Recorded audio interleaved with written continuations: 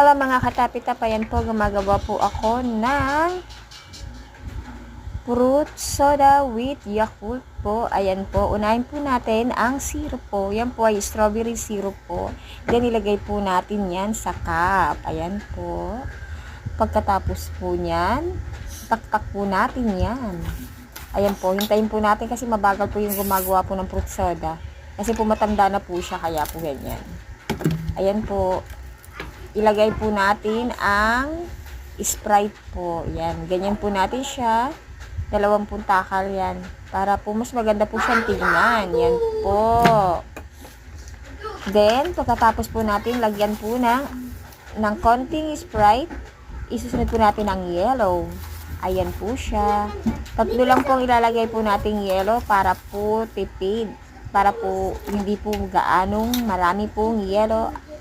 Then, ilalagay po natin ang Yakult. I-add po natin yung Yakult. Bahala po kayo kung dire-diretso nyo pong ilalagay o paunti-unti. Yan po ay paunti-unti ko lang ang nilagay ang Yakult. Ayan po, yan. Ibuhos na po natin po para po hindi po masyadong matagal.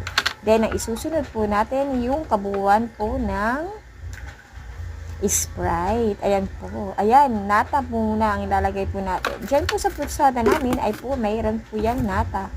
Ayan po ang nata. Then po, pagkatapos po, ang kabuuan po ng Sprite, ayan na po. Yan. Konti lang po natin kasi para mas maging ano po natin yung Yakult. Then pagkatapos po yan, tatakpan po natin yan. Ayan na po. Tatakpan na po natin at mamaya isi-serve na po natin doon sa bumili.